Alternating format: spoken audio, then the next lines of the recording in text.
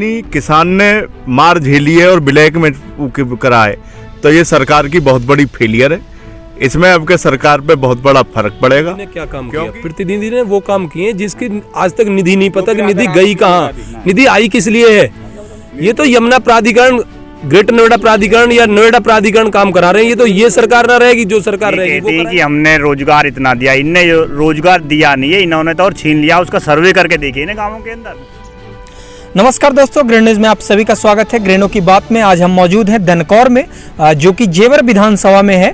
और आज हम दनकौर से जुड़े हुए जो आम ग्रामीण हैं, आम लोग हैं, इनसे बातचीत करेंगे और बातचीत के दौरान समझने का प्रयास करेंगे कि क्या है आखिर जेवर विधानसभा का मुद्दा, क्या है दनकौर की समस्या, क्या है रोजगार की स्थिति, क्या है किसानों की स्थिति।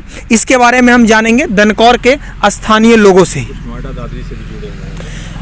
आप अपना परिचय दें और क्या यहाँ की समस्या है किसानों की, उसके बारे में बताएं। मैं पंकज शर्मा ग्राम हतेवा से हूँ। जो किसानों की समस्याएं हमारे यहाँ अभी पीछे डाई पे और खाद पे जितनी किसान ने मार झेली है और ब्लैक में करा है, तो ये सरकार की बहुत बड़ी फेलियर है। इसमें अब के सरकार पे बहुत बड़ा फर्क पड़ेगा, क्योंकि जिस किसान को 1200 रुपये में डाई मिलती थी, आज उसे 1800 रुपये में अपने खेत बोने पड़ी। जिस किसान को 280 रुपये में 270 रुपये में खाद मिलता था, उसे अपने 350-300 रुपये में खाद लेकर अपने खेत बोने पड़े हैं। इसकी मार बहुत बड़ी किसान पे पड़ी है। जो किसान की आय दुगनी की सरकार ये बात करती है, इसमें किसान जो है बिल्कुल पिटा पड़ा है इस सरकार में। आप किसान यूनियन के नेता भी हैं, संगठन से भी जुड़े हुए हैं। भाजपा सरकार का ये दावा है कि पीएम किसान सम्मान निधि के द्वारा किसानों का मदद किया जा रहा है। खरीदी भी, चाहे गन्ना की खरीदी हो या अन्य फसल की, वो ज़्यादा हो रही है। ये सब सरकार का पक्ष है। आम जमीन पर क्या ये हकीकत है इसका, इसके बारे में आप कुछ बताइए हमारे दर्शकों को। मेरा नाम बॉबी नागर है और मेरा ग्राम दनकौर है। देखो, जो अभी आप कह रहे हो कि भाई प्रधानमंत्री की योजना, ये योजनाएं ऑन पेपर हैं, ये पब्लिक के बीच में नहीं है। एक भी आदमी आप खड़ा करके ये दिखाओ कि हमें कोई प्रतिनिधि या कोई भी निधि हमें मिली है, इस सेवा में मिली है। और रही डाई की, अभी हमारे पंकज शर्मा जी ने बताया डाई की और खाद की, तो ये सबने अभी देखा है कि कितना मारामारी हुई है। आखिर ब्लैक में लोगों ने ली है और वो भी मार्केट से उठाई है। जो मार्केट में दुकान है उनसे लोगों ने उठाई है। तो कहीं कुछ नहीं है सरकार का, सरकार सिर्फ कागजी कार्रवाई पे चल रही है, कागजी कार्रवाई पे चल रही है। और लोगों से भी हम जानेंगे कि क्या है क्षेत्रीय समस्या। पहले क्षेत्रीय समस्या के बारे में आप बताएं। क्षेत्रीय समस्या, आप अपना परिचय दे दें। मेरा नाम नरेंद्र नागर, गांव मोहम्मदपुर गुजर जी। क्षेत्रीय समस्या के बारे में। क्षेत्रीय सबसे जो मेन समस्या है वो युवाओं के रोजगार की है। ये कहते हैं कि हमने रोजगार इतना दिया, इनने रोजगार दिया नहीं है, इन्होंने तो और छीन लिया। उसका सर्वे करके देखिए ना गाँवों के अंदर। नौकरी कम तो हुई है, बड़ी थोड़ी है। और जो ये कहते हैं कि 40% हमने ये करा दिया, ये तो यूनियन का मुद्दा था, इनका तो कोई मुद्दा ही नहीं था। वो तो इसे ज़बरदस्ती बना रहे हैं। वो तो यूनियन ने 2 साल पहले पास करा दिया था अथॉरिटी के अंदर।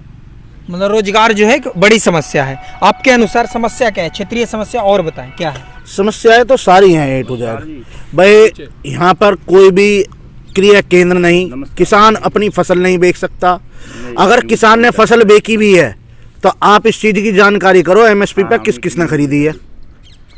सबसे बड़ा मुद्दा क्या है किसानों का? एमएसपी। कम से कम किसान की फसल, उसे अपना मूल्य तो मिलना चाहिए, उसे अपनी मेहनत पर नहीं लिए जा रहे हैं। आपके अनुसार समस्या क्या है, चुनौती क्या है क्षेत्रीय? यहाँ चुनौती ये भी है, ये प्राधिकरण बना दिए, 2-3 दिन आ गए हैं। हमारा मुआवजा पहले तो दिया नहीं, 24% ना लेने में कर दिया, तो उसको भी दे नहीं रहे। 6% मूवमेंट नहीं मिल रही, 10% का ऑर्डर हुआ है। और ये हमको परगलाते रहते हैं और करते कुछ नहीं। और रही बात विकास की, विकास के नाम पे तो ये बस कागज में ही पूर्ति कर दें और वहाँ फार्म वो लगा दिया, पट्टा लगा दिया। जमीन पे करने में बहुत समय लगता है। दूसरा सवाल मेरा होगा, सभी लोगों से हम पूछेंगे कि आखिर विधायक जी ने क्या किया है और सरकार ने क्या किया है। सरकार से कितने सरकार के कार्यों से कितने संतुष्ट हैं और अभी भी क्या चुनौतियां दिखती है इन्हें। जी, आपका परिचय और जो सवाल है उसका जवाब। मेरा परिचय, मैं मनोज मावी और मेरा गांव बिरौंडी है। दादरी विधानसभा में मेरा गांव पड़ता है। सबसे पहले तो मैं प्रतिनिधि की आप पूछ रहे हो कि कैसा, देखो अपने की बताऊंगा मैं पहले, बिल्कुल और इस क्षेत्र में मैं ज़्यादा रहता हूँ, फिर इसकी भी बताऊंगा। बिल्कुल बिल्कुल बताएं। 2011 में कोर्ट ने किसानन के लिए 64% मुआवजा और 10% आबादी का जो भूखंड होते हैं वो किया था। तो मैं अपने इन प्रतिनिधियों से ये पूछना चाहता हूँ, अपने जो हमारे जो दादरी विधानसभा पे मास्टर तेजपाल जी विधायक जी हैं, किस गांव के किसान को अभी तक वहाँ पे जो कोर्ट गए थे किसान, क्योंकि अथॉरिटी ने जब समझौता किया था ये क्या भाई हम सबको जो है 64% मुआवजा और सबको 10% ज़मीन देंगे। उसके बाद में जो कुछ रह गए किसान, तो ना तो आज तक उन्हें 64% मिला और 10% तो भूखंड अभी किसी को मिले ही नहीं है। लेटर दे दिए बना बनाए के, क्यों कभी कोर्ट का उन पर डंडा चल जावे अपने उसके बचने के लिए, लेकिन किसी भी गांव के अभी प्लॉट जो है नहीं लगाए हैं। तो एक तो ये हो गया। अब रोजगार, कितने गांवों में आप जाइए, किसी भी गांव में पूरा जो भी अपने यहाँ के जो बच्चे हैं पढ़ लिख के सब अपने घर पर बैठे हैं, किसी को कोई रोजगार नहीं है। अब ये कहते हैं कि भाई हम 40% दे रहे, कब दोगे? जब तुम्हारी सरकार चली जाएगी या जब तुम विधायक। रोजगार तो एक समस्या है मावी जी, रोजगार को हम लोगों ने समझा। आप कितने अब संतुष्ट हैं? प्रतिनिधि के बारे में बोला, आप इस क्षेत्र के प्रतिनिधि और सरकार से कितने संतुष्ट हैं? हम संतुष्ट नहीं है कतई भी। आप संतुष्ट नहीं हैं। अब और लोगों से हम बातचीत करेंगे। आप अपने जनप्रतिनिधि से और सरकार से कितने संतुष्ट हैं? हम तो बिल्कुल भी संतुष्ट नहीं है।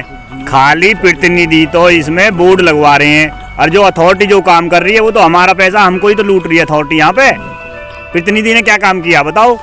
मतलब काम अथॉरिटी ने किया, नहीं करते सरकार का कोई काम।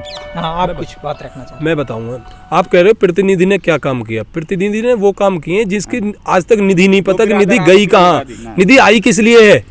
ये तो यमुना प्राधिकरण, ग्रेटर नोएडा प्राधिकरण या नोएडा प्राधिकरण काम करा रहे हैं। ये तो ये सरकार ना रहेगी, जो सरकार रहेगी वो कराएंगे, क्योंकि गांवों की 80 गांवों की प्रधानी यहाँ से खत्म कर दी गई है, जिसके एवज में ये काम कर रहे हैं। प्रधानी खत्म की गई है। एक सबसे बड़ी समस्या है प्राधिकरण के अंदर में अब सारे गांव आ गए हैं। पहले ग्राम पंचायत के चुनाव हुए करते थे, जिसके अंतर्गत जो प्रधान होते थे उनके पास फंड होता था, जिसके माध्यम से बेहतर तरीके से कार्य किया जा सकता था। ये आरोप पिछले काफ़ी समय से लगाया जा रहा है कि प्राधिकरण जिस तरीके से प्रधान हर एक छोटी छोटी समस्याओं का निपटारा कर देते थे आसानी से, उस तरीके से नहीं कर पा रहे हैं। आप बिल्कुल बिल्कुल बताइए। मुद्दा ही हुआ है जी।